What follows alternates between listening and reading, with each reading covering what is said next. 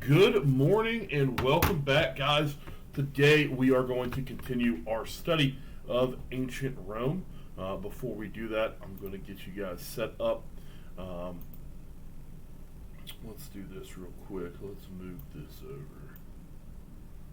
Yeah, perfect. Okay.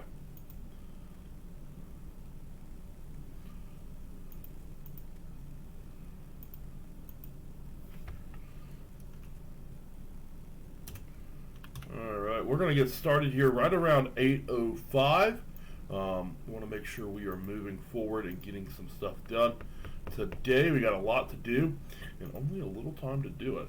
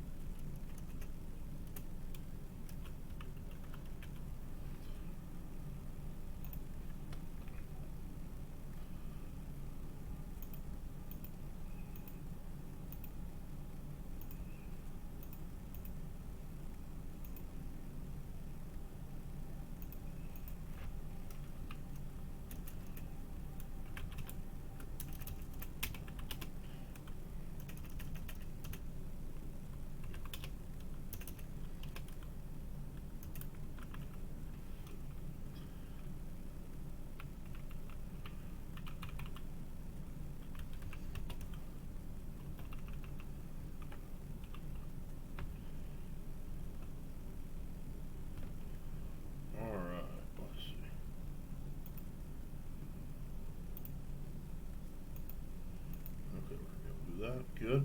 All right, we got a bunch of people on here. Good morning, Kylie. Good morning, Gus. Good morning, Talon. Good morning, Kyle. Welcome, guys. I know we got a few more in here. Again, we're going to get started right around 8:05. I'd love to see some more people get in here before we get going. How's everybody doing this morning? I know it's a little cloudy, a little dreary. Maybe you don't want to wake up right away, but just remember, as Mr. Curtis says, Thursday is just Friday Eve, meaning it's just the day before Friday. So I'm glad you guys are here. I'm excited you're here. I'm looking forward to going over this information with you because we got some cool stuff to cover today, and I'm glad you're here with me. Did you guys enjoy the last lesson we did on the geography?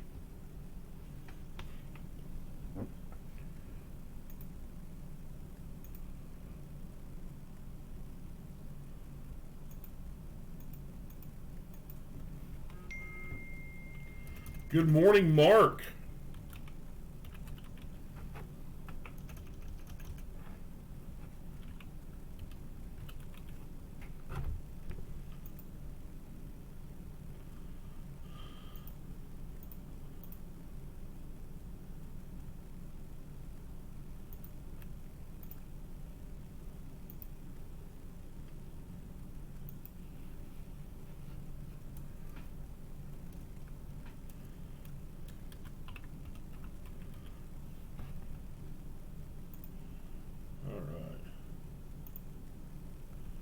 That down for now. Good morning, Chris. How are you, buddy?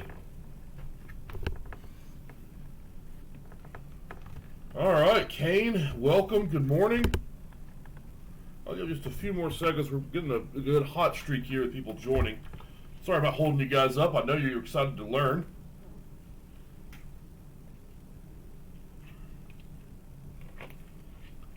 Or maybe you just want to see Mr. Canelo crash the plane and crash the plane that we used to fly over Rome or other places. Maybe you came for that. Trust me, guys, I do lots of practice before I decided to show you guys that feature. Didn't want to mess it up. Talon, there is no project. That's a good question. There is no project. However, there is a quiz today. Remember, I gave you guys that website that you could use to study with, that quiz is today.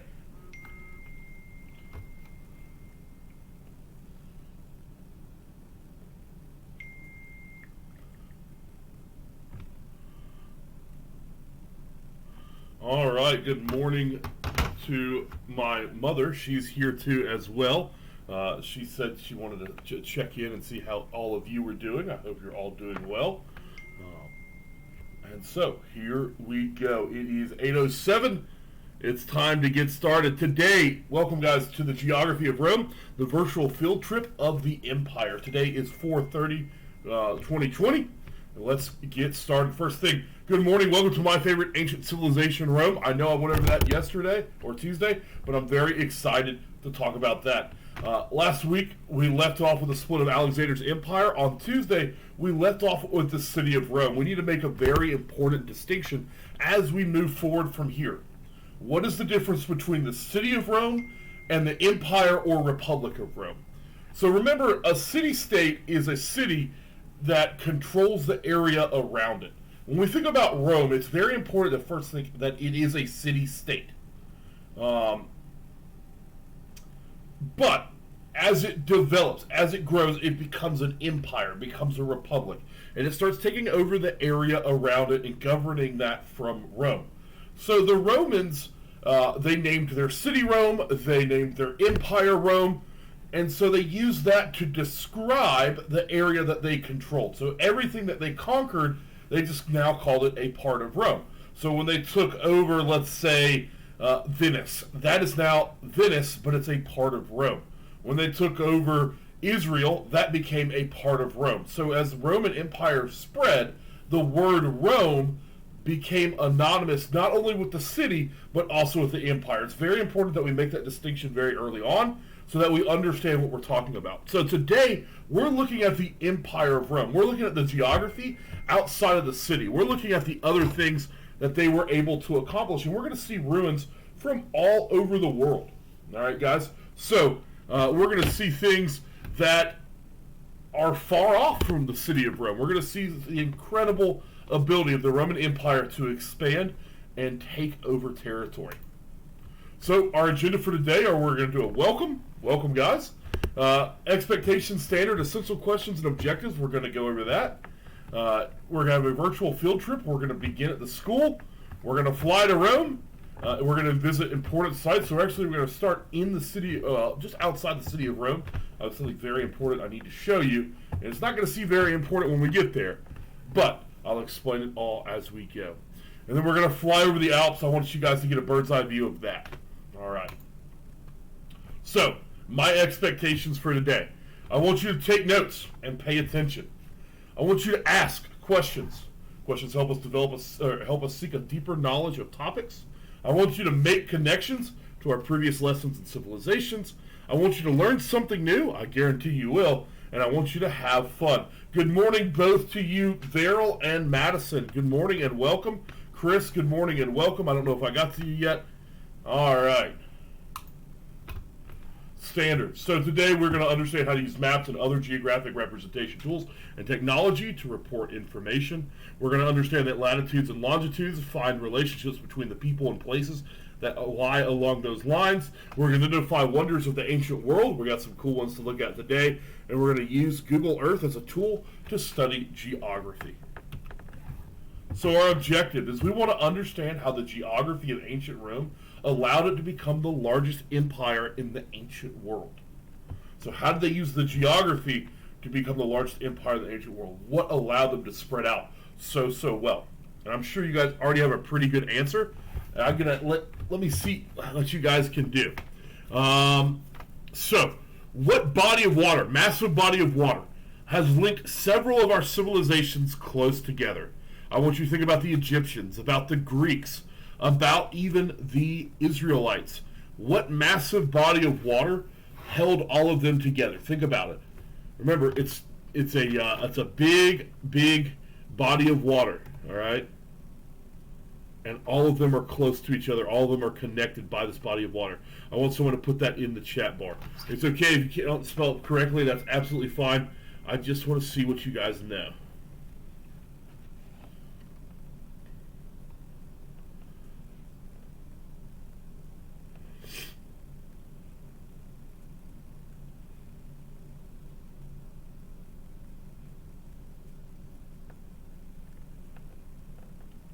So what large body of water? No, not the Nile, Veril. Larger body of water. The Nile's just a river. I want you to think larger. But you're close.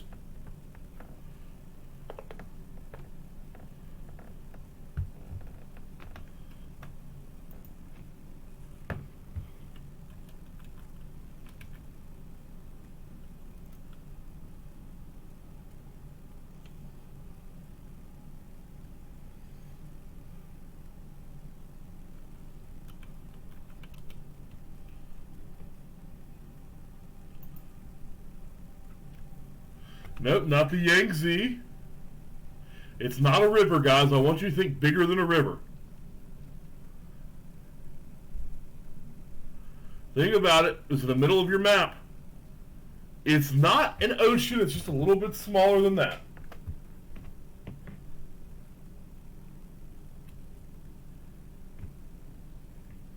Nope, Veril, not the Yangtze.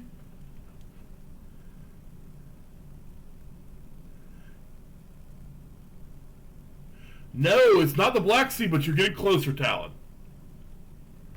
Remember, it sits in the middle. Its name is Middle of the Earth in Latin. Middle of the Earth in Latin.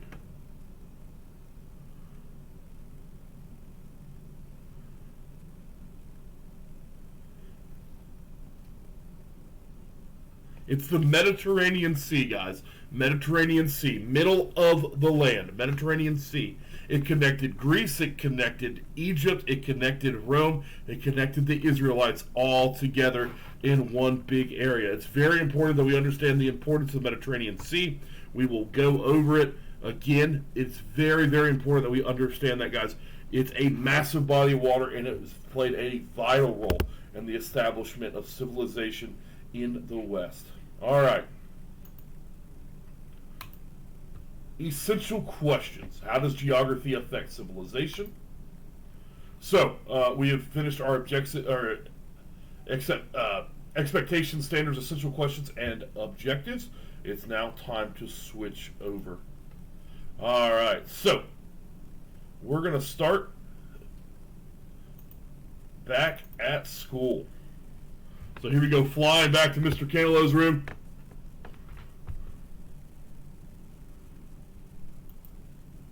Of course, here we are, and look, there's even a picture for the school. All right. Hi, Faith, good morning. So here we are at school, and now let's make our journey. So the first thing I wanted to show you guys today is one of the reasons Rome was so successful in conquering the world. And it's something that you just have to see before it makes sense. This is called the Via Appia, or Via Appia. All right. The Via Appia is one of many thousands of miles of road that the Romans built. This road connects you to Rome, and Rome to everything else.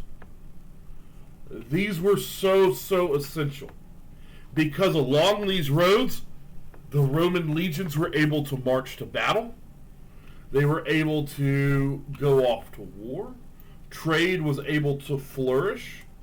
Messages would be traveled up and down the road.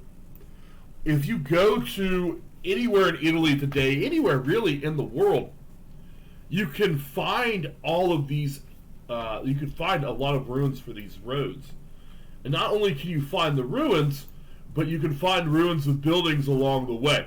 Way stations that were used by Romans to move information to and from. The Via Appia is actually pretty famous for a slave revolt that took place under a gladiator named Spartacus. And while it has a very tragic ending, the Via Appia played a vital role in that. It was a place that served as a message to all the slaves living in the Roman Republic that there was an opportunity to rebel, but what the Romans did is they made sure no one would ever want to do that again. So the road is wide enough to where 4 Roman soldiers can walk side by side down the road. And the Roman legions would walk like this all across the empire. This allowed them to move very quickly. If you think about having to move through the woods, it's kind of difficult. There's trees, there's limbs, you gotta dodge stuff, you gotta go over rocks. But the Romans built the Via Appia to be more effective, to be quicker, to have a clear path, and it's evident today. I mean, this construction is incredible. This is over 3,000 to 4,000 years old, and it looks spectacular. We don't have any roads anywhere else in the world that come even close to how beautifully maintained these roads are. It's a huge difference maker. So, this is the Via Appia. I said a question, why did I say the world? Well, to the Romans, this was the world. They didn't view anything else outside of what they knew as being part of the world. They believed fully in their minds that they had conquered the world. All right. Now we're going to go to the edge of the Roman world. This is where they thought the world ended. Even though they could see more land, they thought it ended here. And that is Hadrian's Wall. Backing it us up a little bit. Hadrian's Wall is here, located very close to modern-day Scotland. Just to give you a reference or a frame of mind, I'm going to get out the ruler tool that you can use, and I want it to be in miles, perfect. And I want to figure out what is the distance from Rome to Hadrian's Wall. It's roughly 1,115 miles. 1,115 miles. That is a massive, massive distance, all right? So the Romans had a huge territory going north all the way here to Hadrian's Wall. Let's take a look at what Hadrian's Wall looked like. Or what it looks like today. So Hadrian's Wall is now gone, but what it was is it was designed to keep the barbarians to the north out of Britain, all right? And so the Romans built this under the leadership of Emperor Hadrian. We are actually looking right now at a fortification built during that time. This fortification would have been used by the Romans to keep people out. Now, it definitely didn't look like these buildings. These buildings are much more modern. These were built by the British. But these ruins behind us that are very similar almost to that road layout, this is the Roman barrack here at Hadrian's Wall. There had been a fortification here. We're going to go through this fence row here. There's been a fortification built here by the Romans. This fortification would have been used to keep the barbarians to the north out. This is also where troops would stay while they worked on the wall. So much like the Great Wall of China, Hadrian's Wall was designed to keep people out. Here we are outside of the fortifications, and the wall will proceed onward.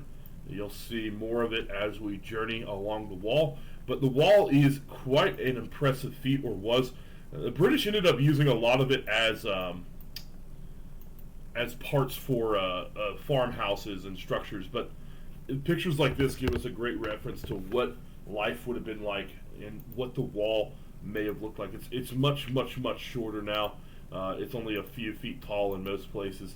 But and here it is right here. But at its time, it was at least over 10 feet tall, all the way across. It would have gone across the scope of the British Isle. So it would go from one side to the other, and it was designed to keep the barbarians, or what the Romans called the wargs, W-A-R-G-S, the wargs, out of their territory. All right. It fell under disarray after the Romans left, and the land turned over to the Saxons. The Saxons would end up controlling that region after the Romans left. Okay, so now we've seen one extreme. I want to show you another. So that was the Hadrian's Wall. I want to show you now one of my favorite cities, or lack thereof, and that is Carthage. Carthage was Rome's biggest rival, and I'm going to take you to the ruins of Carthage. or what's left of Carthage right now. The Romans really didn't like the Carthaginians, especially after they fought 2 huge wars with them, and so they absolutely destroyed everything they could get their hands on. That's why today there's very few things left except for maybe a few pillars here and there, okay? So the Romans absolutely tore everything down, but this would have been a site of immense showing of wealth and prosperity, and now all we see are a couple of columns around gardens. Really, the Romans came in here and they made sure that this place wouldn't exist anymore. You can see it here. They really, really destroyed everything. That building was built much, much, much later on. You can see some more columns around. The Carthaginians were related to the Phoenicians and the Greeks, and the Romans came in. They destroyed everything they had. They put salt on the fields so plants couldn't grow. I'll show you that area now. So let's take a quick look at it.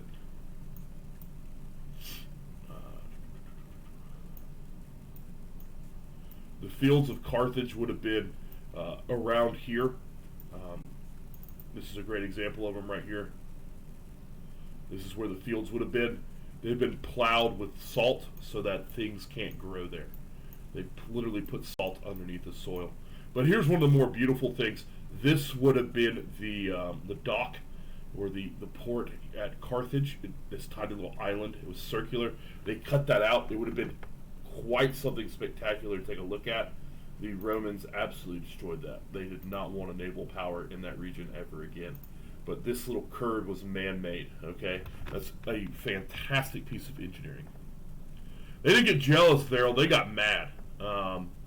You get attacked by somebody only so many times before you do something drastic about it. The Romans decided that they're going to kill everybody, enslave the rest, or I think they killed most of the people in the city. They enslaved a few, 100 people, nothing massive. They killed mostly everybody, and then they destroyed their town and made sure that nothing would ever grow there again. So it wasn't jealousy, it was anger, it was rage. The Romans were tired of fighting wars with the Carthaginians. They're the only people that ever bring the Romans into fear, okay? The only people. All right, not to leave Africa, okay, guys? So this is Africa, where we just worked. Carthage is in Africa. It's in Tunis. There is Italy, so it's just across the water from where Rome was.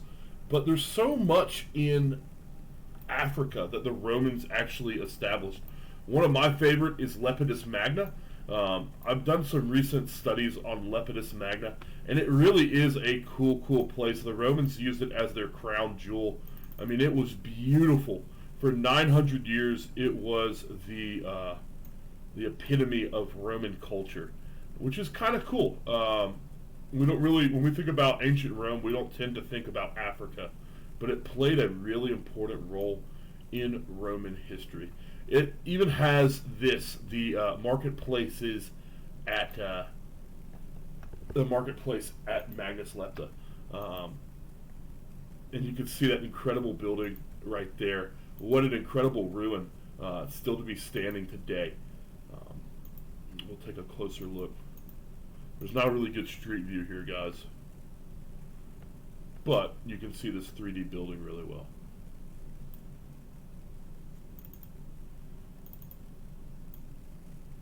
Pretty cool, right?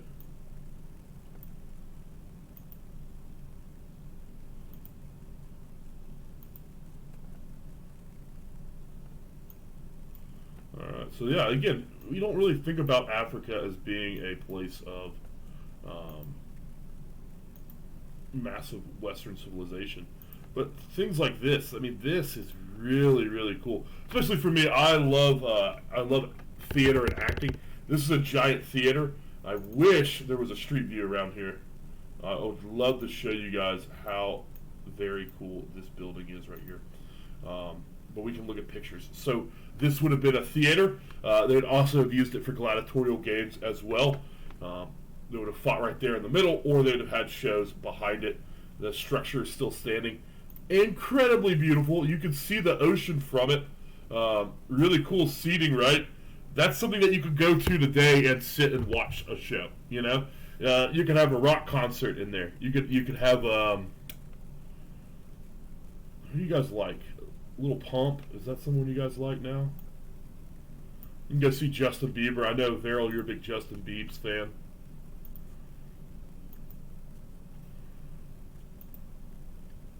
Alright. So that's Lepidus Magna. Not even to leave that Africa yet. Let's continue to travel along the coast of Africa. We're going to travel all the way until we get to Egypt.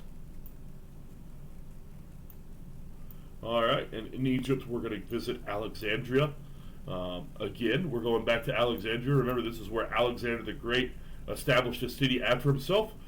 This is one of the sites that the Romans are famous for the Romans. This is where Cleopatra made her last stand. In fact, this location right here where this fortification is, this is the what historians believe is where the lighthouse at Alexandria stood. All right, they believe that some of these rocks right here in the water, and I think this will be a good view of it.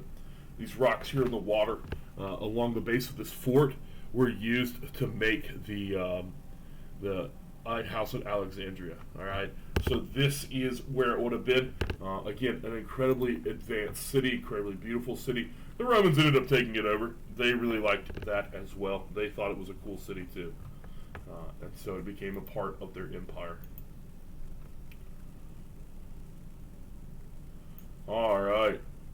And now we're going to work our way to another very, very important Roman city, and that was Constantinople. What we'll learn later on is that Constantinople will become the second capital of the Roman Empire. Rome becomes a little bit too big, and one of the emperors, Constantine, believes that the best way to fix that problem is to split the empire in half. And so he splits it in half, and he establishes his own part of the Roman Empire. They call it the Eastern Roman Empire, the Western Roman Empire. He moved the capital here to Constantinople. So just like Alexander named a city after himself, Constantine named a city after himself, and it was named Constantinople. This famous building that's here in 3D, this is called the Hagia Sophia, not that one. This one with the fountains in front of it, that's the Hagia Sophia. It started out as a Christian a massive, massive Christian cathedral, and then it was later taken over by the Muslims, and they renamed it, or it's still named the Hagia Sophia, but they turned it into a mosque after they captured the city when the Eastern Roman Empire fell. But it's a beautiful, beautiful structure. Let's see if we can get a street view. I believe this wall dates back to the Roman Empire. It would have been established to protect the city. Yep, here we go. Are we on the wrong side of this wall? Guys, I think we made the wrong side of the wall. This wall was established to protect the Hagia Sophia, but it's also established to protect the empire from invasion. So, very, very cool city, Constantinople. It's quite a remarkable place to go see. All right. So that's the Hagia Sophia and Constantinople. Now it's a journey to a city I think you've all heard of before, Pompeii. Pompeii, as many of you know, was a city that was destroyed by an eruption of a massive volcano called Mount Vesuvius. You see where my little pin is there? That is the city of Pompeii. That's actually where the ruins are. Here is Mount Vesuvius, to give you an imagination of how destructive this explosion was. I'm going to pull out the ruler. Yes, very good. All right. So the city of Pompeii is roughly 5.47 miles away from the actual mouth of the volcano. So that's actually quite some distance away. But let me show you something that is remarkable. This is Pompeii. All of these ruins are original pieces. These have not been reconstructed. They haven't been rebuilt. There's no modern day buildings here. This is all reconstructed. Now, some of these things have roofs on them. That's to protect certain artifacts. But this whole site that we are looking at right here, that I'm moving my cursor around, this whole site is original to when the volcano erupted. So, let's take a look. Some of the roofs are still there in Pompeii.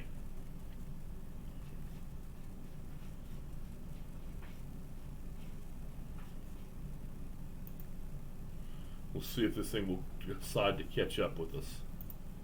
You can see some of the cool buildings that are still here. In the distance there, over that hill, that popped up hill, that is Mount Vesuvius. I don't know why it's not rendering in, guys. Sorry about that. I know you wanted to see that. Some Roman gardens. Let's see if we can get these to show up for us.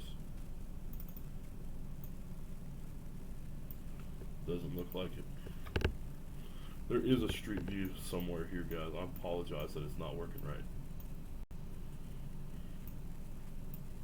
I know there's one right here. So this would have been the forum or the square. I think it's really remarkable to see some of these double columns that are still standing. You would think that'd be like the first thing to fall down during a volcano.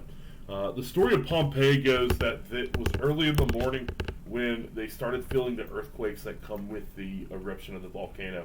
And so the people were mostly going about their business when the top of the mountain completely blew off.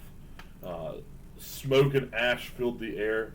One historian wrote from a first-hand account that it was as if the sun had been blocked out. So much ash and smoke and rubble filled the air that you could not see. All right, the people couldn't see where they were going and what they were doing, and so they tried to hide in their houses. They had no idea what was going on. They thought the safest place for them would have been in their houses.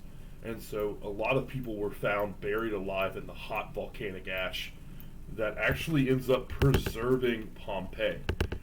Pompeii, we know about it because the ash filled in and surrounded it. This, in fact, we can see a person that has been basically mummified in ash right there. Their body's on that table. You can see the vases here, the wagons, different artifacts that have been preserved in time forever. It was a tragic event.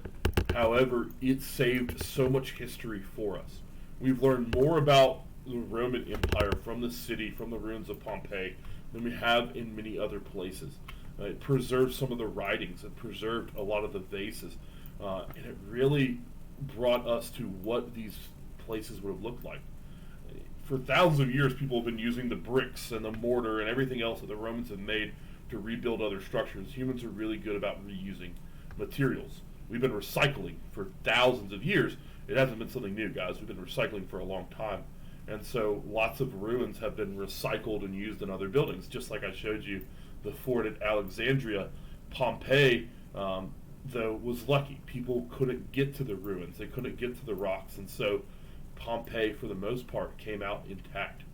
And that's what I really wanted to show you today. So hopefully you enjoyed seeing Pompeii. I think it's a really, really cool city. So the last place we're going to go to are the Alps. And the Alps play a very important role in why Rome became an empire. And I'm going to show you why here in a second. So these are the Alps.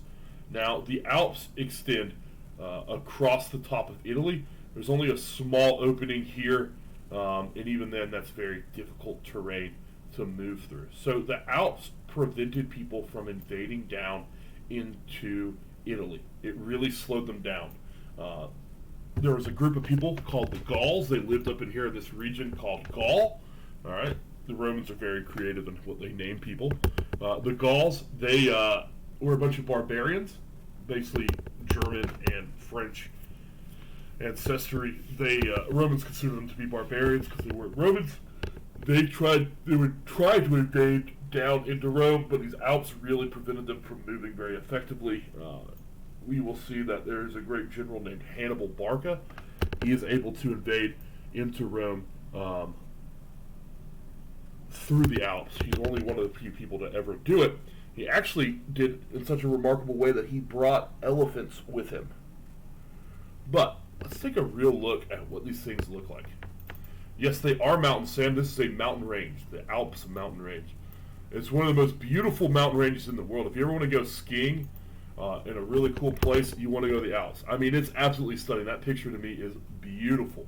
Beautiful, beautiful. That water, that clear blue water, is from glacial runoff. You can see more pictures of it here. Just a really, really, really cool place to go visit, go see. And let's take a look a little bit closer. And might as well do it from a plane, right? If you do anything, might as well do it from a plane. I would do the F-16, but I'm not a very good pilot, so we're going to keep with this little Cessna. Alright, let's see if we can get a little bit closer to these mountains here. I don't want to dive too steeply. Okay. Oh, I'm stalling out. I got to get my engine speed up. I forgot to do that. Alright. So I told... Oh, there we go. So I told some of you before, my mom has joined us for today. She is actually has time as a pilot, and so she actually did that. So check this out. These are the Alps, guys, and they are quite high. In fact, they're so high up that technically most pilots that fly small planes like the one we are flying in right now aren't allowed to fly through them. It is too high. You have to fly into cloud cover, and you can't always get a good view of the ground. Some pilots don't have licenses that you can't fly above a certain altitude. And so if we were in this plane, we probably wouldn't have a license that would allow us to fly. Okay, we are about 4,000 feet over the Alps right now.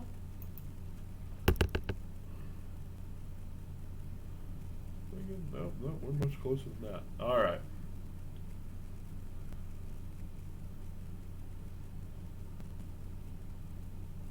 Do I know how to fly a plane?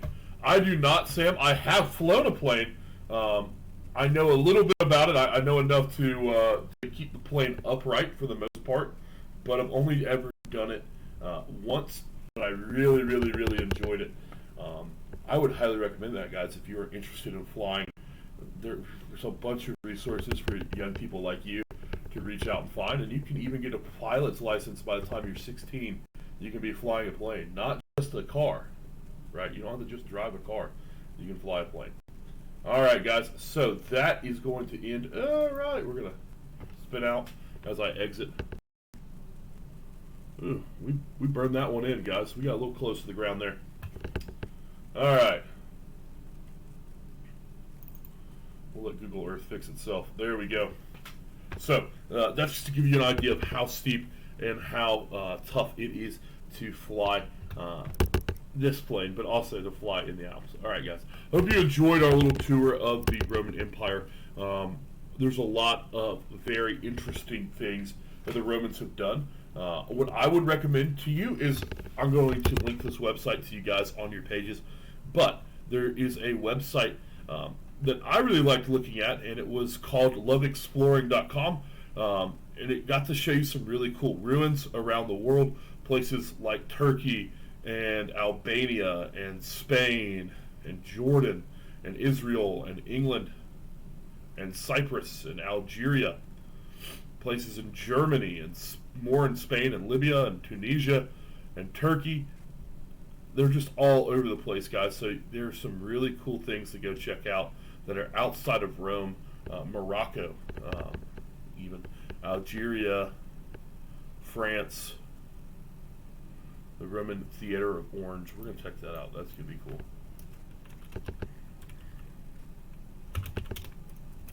And you can see some of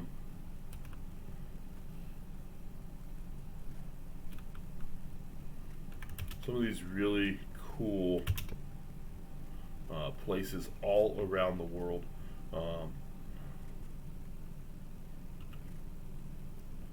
That you can go visit using Google Earth or any other service.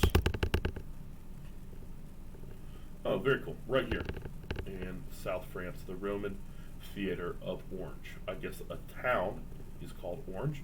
Wow, isn't that cool?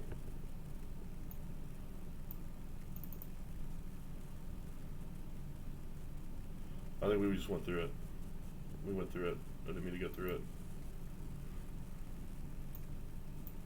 Wow, very, very cool. The Roman Theater of Orange does not disappoint.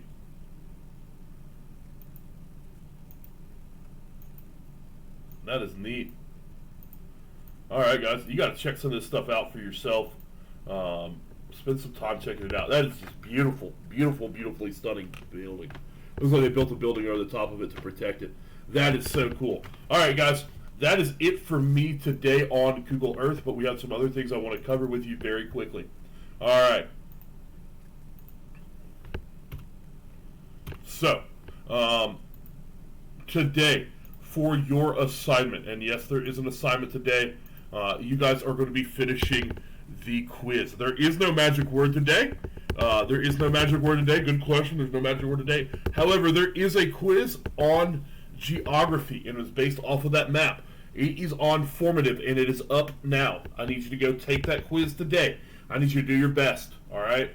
I'm going to be closing it out in a few days, so you only have a few opportunities to take that quiz and make sure you get a grade that you are going to be okay with. It's based off of the quiz, off the practice that I gave you guys on Tuesday. If you have any questions, please let me know. I'm going to be switching over from here to live in about 5 minutes. It's going to take me a couple minutes to switch over. If you have any questions, guys, that is a great place to ask them. So make sure you check that out. All right, guys, that is all for me today. I hope you enjoyed the trip, our magic field trip, our field trip. So I will see you guys later. Have a great day. I miss all of you. All right, have a good one. Bye.